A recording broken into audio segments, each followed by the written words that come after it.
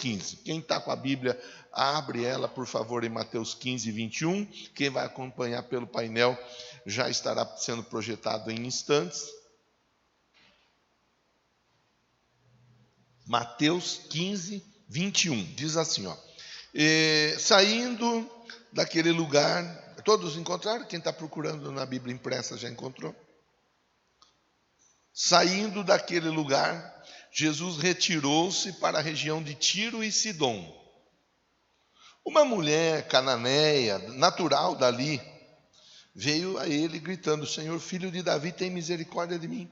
Minha filha está endemoniada, sofrendo muito. Mas Jesus não respondeu palavra. Então seus discípulos se aproximaram dele e pediram: manda embora, pois vem gritando atrás de nós. Ele respondeu: eu fui enviado apenas para as ovelhas perdidas de Israel. A mulher veio, adorou de joelhos, disse: Senhor, ajuda-me. Ele respondeu: não é certo tirar o pão dos filhos, lançá-lo aos cachorrinhos. Disse ela, porém: Senhor, mas até os cachorrinhos comem das migalhas que caem da mesa dos seus donos. Jesus respondeu: mulher, grande é a sua fé, seja conforme você deseja. E naquele mesmo instante a sua filha foi curada. Olha só que texto jóia, olha que texto tremendo para nós pensarmos juntos aqui. Era uma mulher que tinha dentro de sua casa uma filha, e essa mulher ela traz a identificação. Ela diz: a minha filha está endemoniada e eu preciso de uma ajuda. Quantas e quantas famílias estão vivendo nessa condição? Quantas famílias estão sendo destruídas por demônios? Demônios que levam às dificuldades das mais variadas, irmão. Nós podíamos ficar pensando junto aqui e ouvir você falar muitas e muitas dificuldades que são colocadas dentro dos lares, através de demônios. Tem lares que estão sendo destruídos por causa de pornografia. A pornografia ela é muito mais, ela está em muito mais lares do que parece. Tem muito marido trocando a mulher pela pornografia. E tem muito marido que está querendo fazer com a mulher o que ele vê na pornografia. Ele nem se atenta que a pornografia é montagem pura montagem.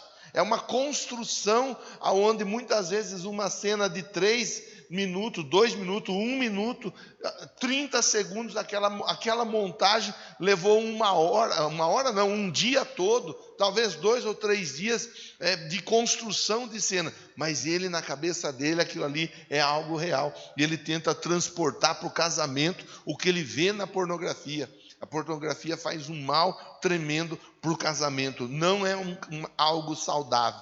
Tem gente que diz: é bom dar uma pimentada no casamento, é bom dar uma aquecida no casamento, e parte para o lado da pornografia. A pornografia, ela não apimenta o casamento, ela estraga o casamento. Ela estraga o casamento.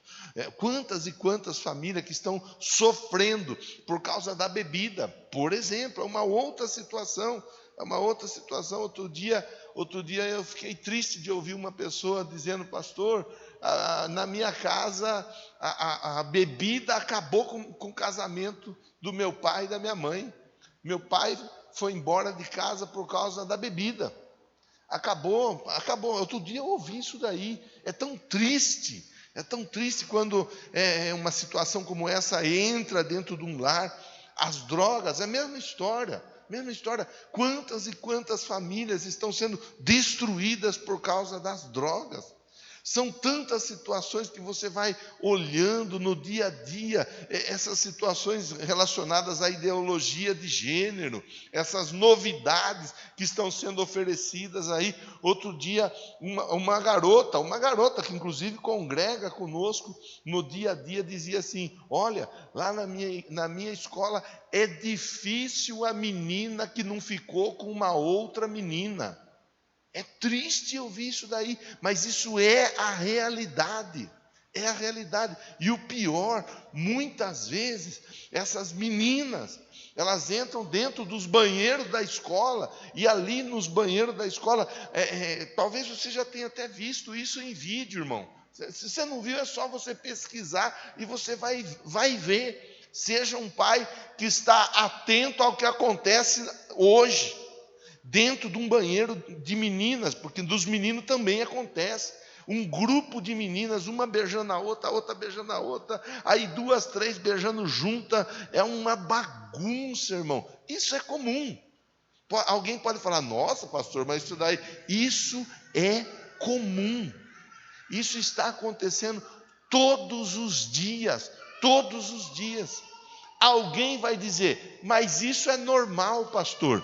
A Bíblia vai dizer, isso não é normal. No princípio, Deus fez homem, macho e fêmea.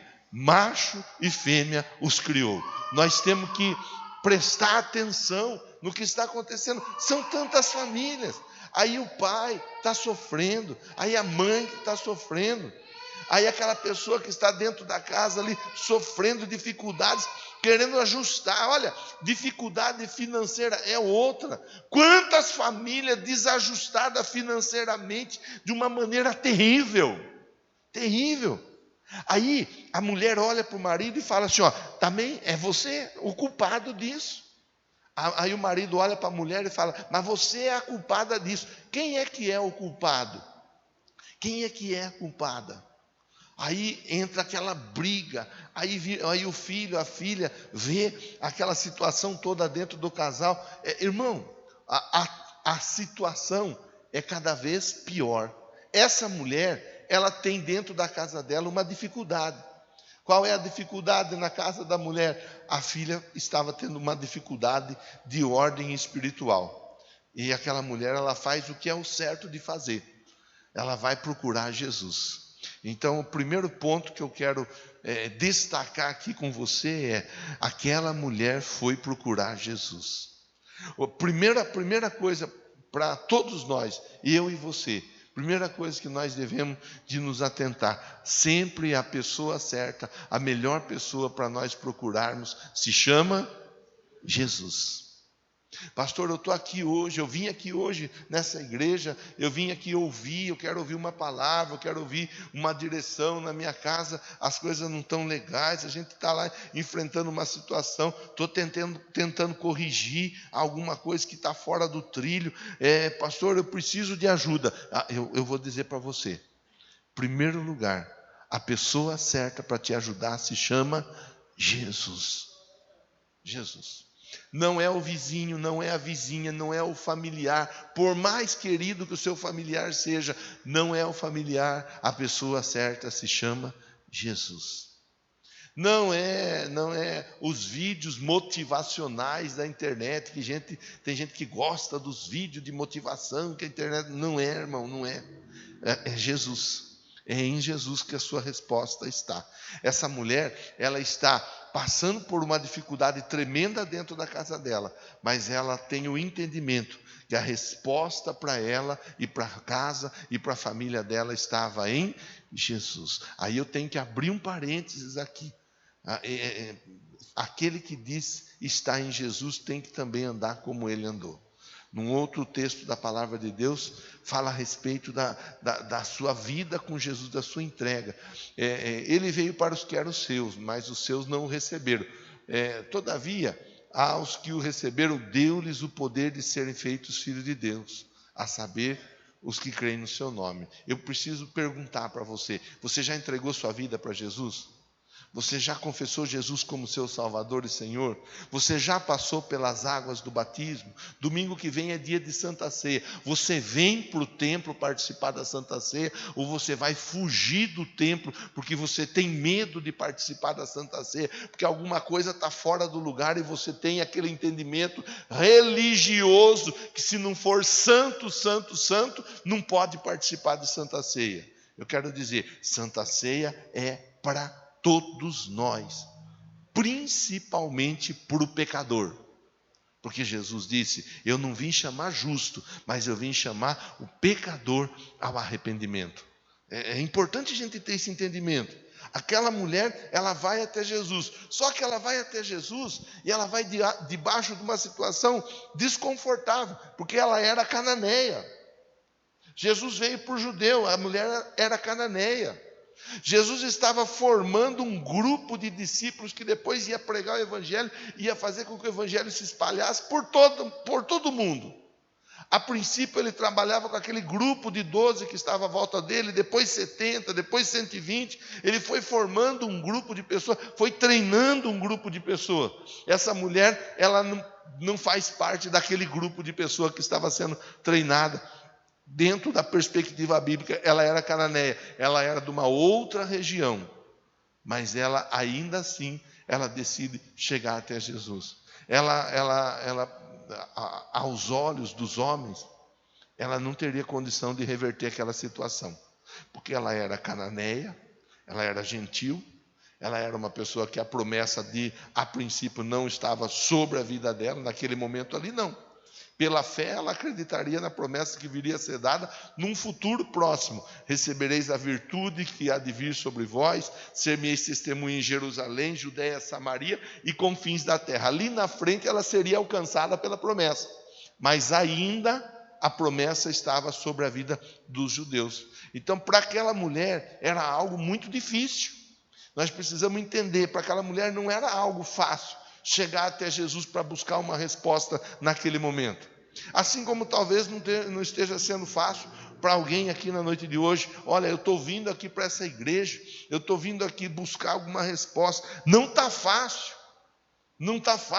mas eu estou aqui, de algum jeito eu estou aqui. Eu estou tentando ver se alguma coisa acontece. Talvez até mesmo debaixo de acusação, porque às vezes as pessoas elas falam, né? Você vai para a igreja, você acha que Deus vai te ouvir? Você acha que Deus vai responder você?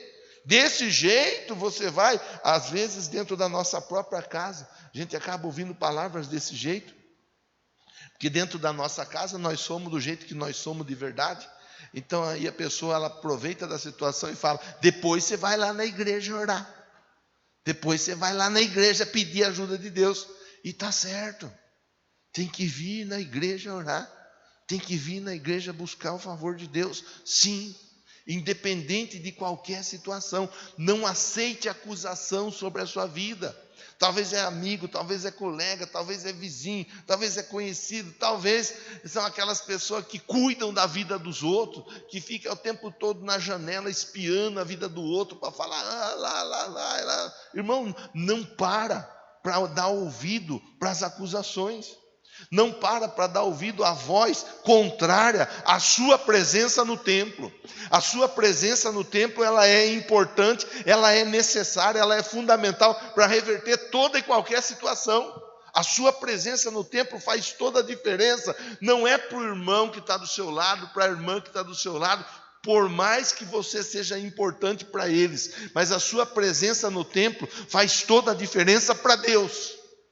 Que quando você vem para o templo, você está dizendo: Deus, eu saí da minha casa, eu vim para o templo, porque eu quero ouvir a tua voz. Eu podia ter ido para o campo de futebol, eu podia ter ido para o bar, eu podia ter ido para o passeio, eu podia ter ido para o shopping, eu podia ter ido para a Rua do Porto, eu podia ter ido para tantos outros lugares, mas entre outros tantos lugares, eu escolhi estar na tua casa, na tua presença, porque eu acredito que o Senhor pode fazer algo na minha vida.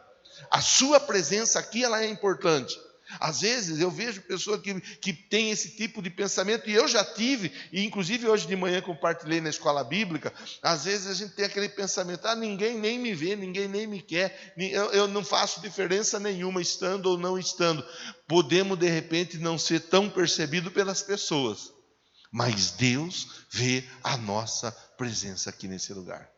Deus, Ele está te olhando, irmão. Ele está vendo, ele viu o esforço que você fez para chegar. Sabe aquela hora que você estava lá na frente do espelho, com o pote de creme na mão, na frente sua, e lambuzando a mão de creme para ajeitar o cabelo? Sabe aquela hora lá? Deus estava te vendo naquela hora. Aleluia. Sabe aquela hora que você pegou o desodorante lá e deu uma alisada aqui, assim, ou deu uma... que às vezes quando dá aquela zerrada que vem no olho, né? Deus estava lá naquela hora. Sabe aquela hora que você está tentando colocar o tênis? Eu sofro para colocar o tênis, porque é uma luta.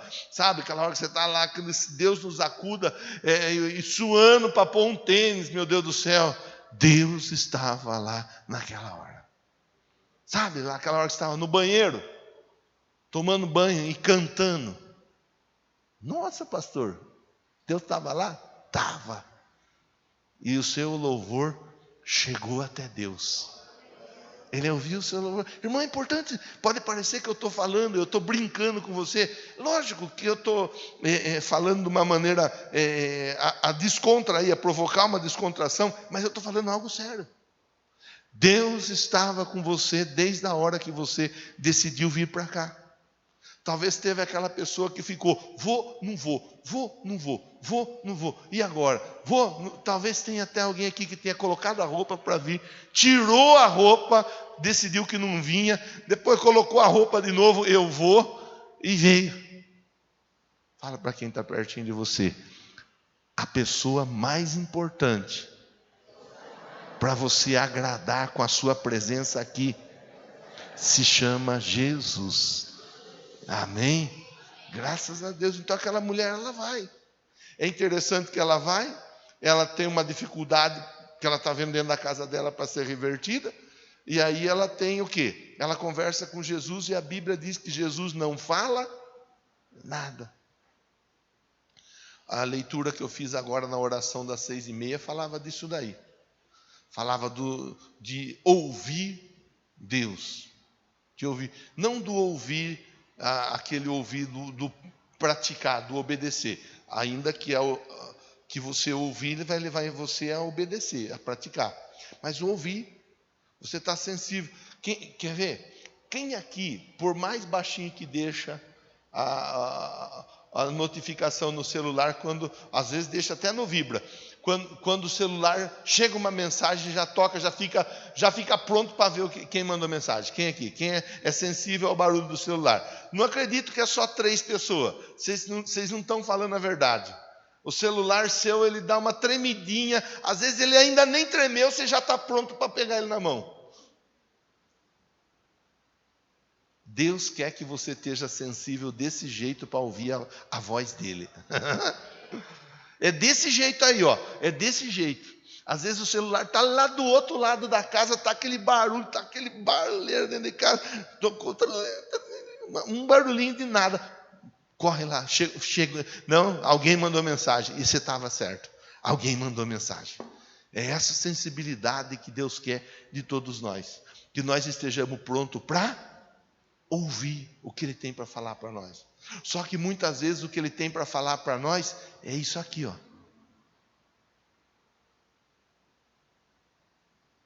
É esse barulho. O barulho da máquina de ar. Às vezes Deus não fala nada. Ele não falou nada para a mulher. A mulher foi procurar resposta com Ele. É interessante que Deus não fala nada. Mas ao mesmo tempo que Ele não está falando nada, Ele está falando tudo. Porque uma coisa é você ouvir uma resposta e a resposta vir diretamente ao encontro da sua necessidade e da sua vontade de ouvir. Outra coisa é você não ouvir nada, mas Deus está te ouvindo do mesmo jeito.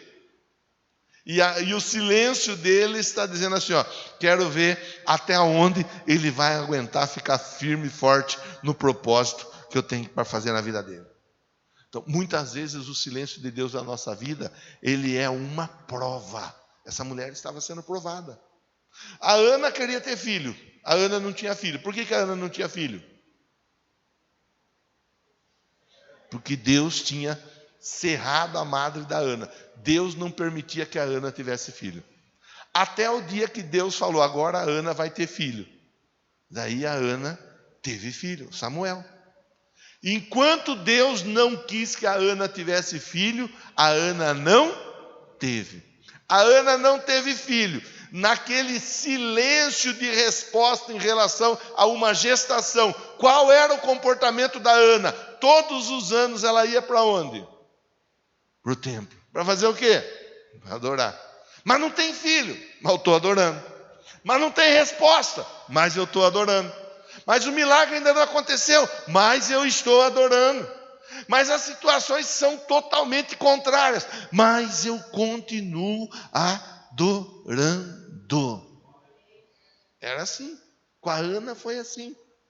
Essa mulher, Jesus não fala nada. Ela podia fazer como muitos fazem. Ela podia pegar e ir embora para casa e falar: bom, eu pelo menos tentei. Não quer me dar moral, não dá nada. Estou saindo fora. Estou indo embora. Tchau. Ela podia fazer. Muita gente faz assim. Tem muita gente que manda um currículo, não dá certo na primeira tentativa e depois não manda outro. Aí eu já mandei currículo. Você pensa, a pessoa mandou 500 currículos, 500 empresas, 500 agências. Quanto currículo você mandou? Eu mandei um. E não tem vergonha de falar que mandou um e não conseguiu nada? Eu teria vergonha, e eu não falaria que mandei currículo. Mandando um currículo e não conseguiu nada, eu teria vergonha. Eu não falaria, não.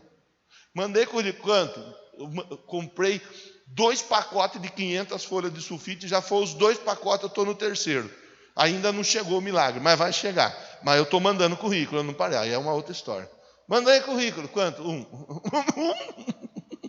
Você está entendendo, sim ou não? Às vezes é assim, a pessoa faz às vezes desse jeito.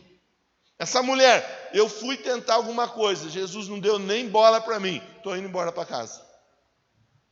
Ela foi embora? Sim ou não? Ela ficou. Ela ficou. Bom, está tudo bem.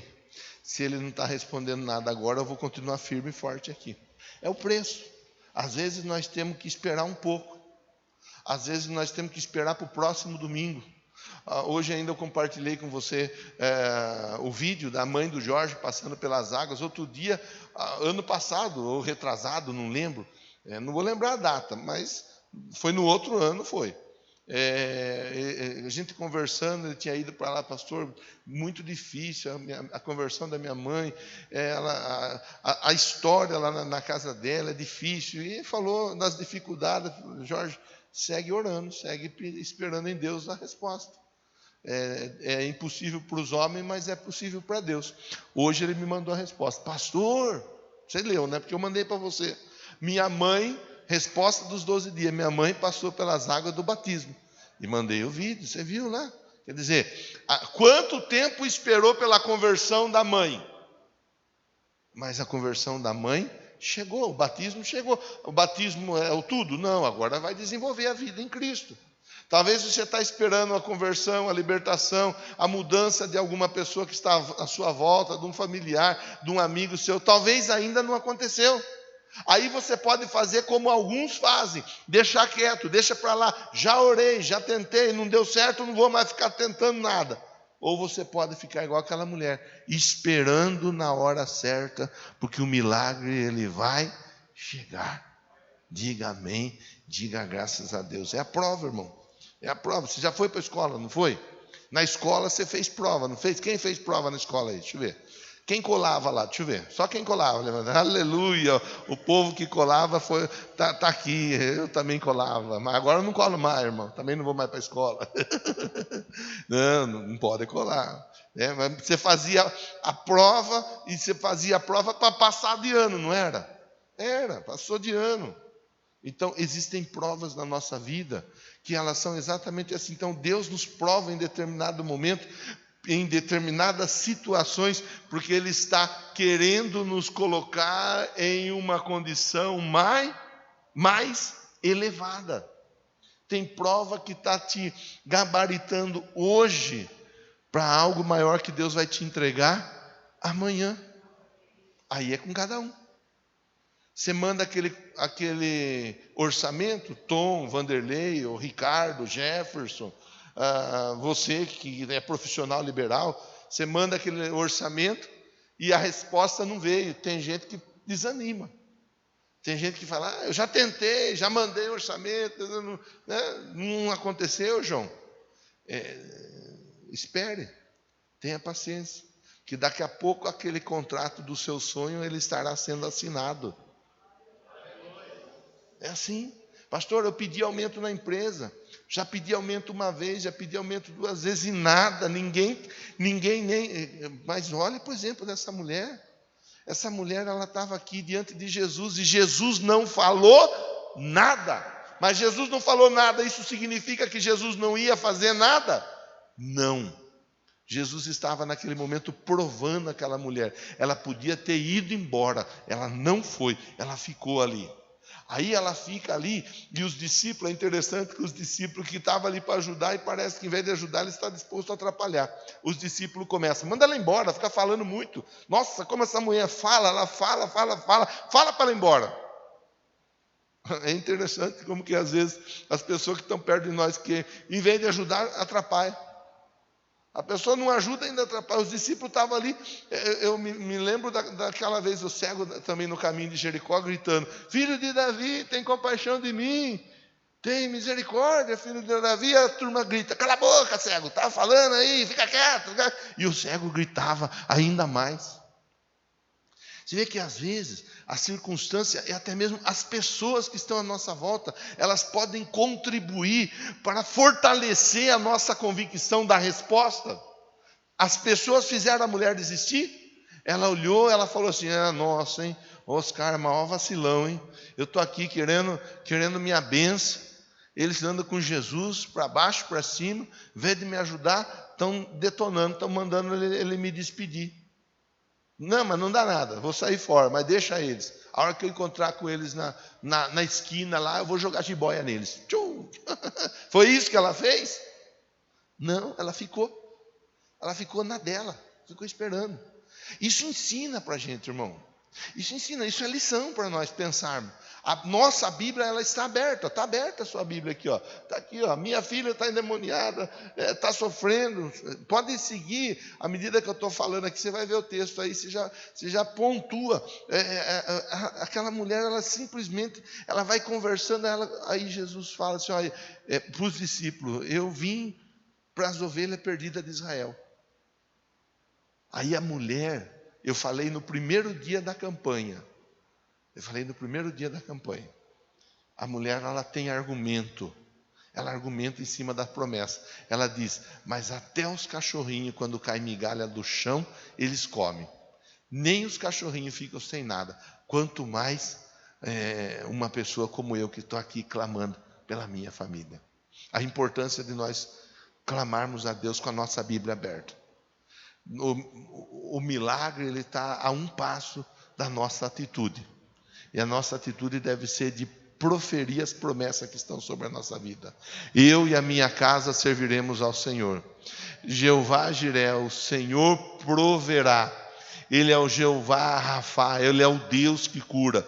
Nós aprendemos a argumentar com Deus na nossa conversa. Não é fazer como alguns doidos fazem, colocando a mão na parede.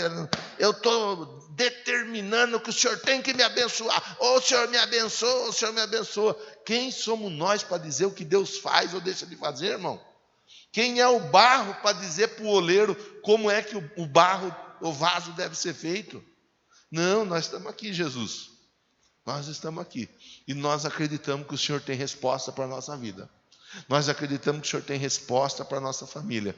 Nós acreditamos que uma pessoa que está dentro de um propósito, de um alvo, ela não tem falta de nada. Eu estou aqui, hoje é um culto da família, e eu vim para o culto da família. Eu estou esperando as respostas chegarem na minha casa. Elas podem chegar hoje, elas podem chegar amanhã, elas podem chegar depois da manhã, elas podem chegar semana que vem. O dia que ela vai chegar não importa, mas o que importa é que a resposta vai chegar.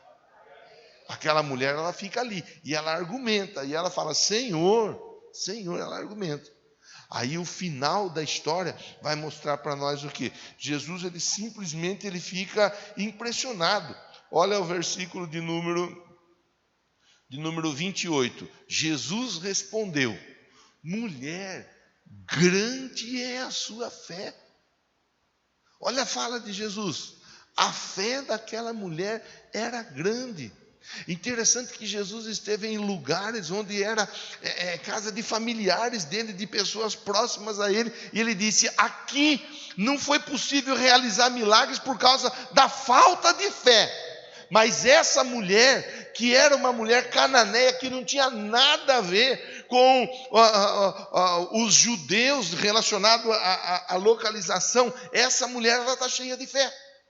Você vê como que é importante. Por isso que eu gosto de frisar. Às vezes o irmão, a irmã tem aquele pensamento: então, eu faço isso, eu faço aquilo outro. Será que Deus vai me ouvir? Será que Deus vai me responder? Será que Deus vai me abençoar? Será? Irmão, irmã, sabe, tem uma coisa que nós temos que aprender no dia a dia. Não é paletó, não é gravata, não é saia longa, não é cabelo longo, não é roupa que vai determinar se a pessoa ela é de Deus ou ela não é de Deus. Roupa é importante no tocante à moderação. A pessoa deve de saber como ela se veste.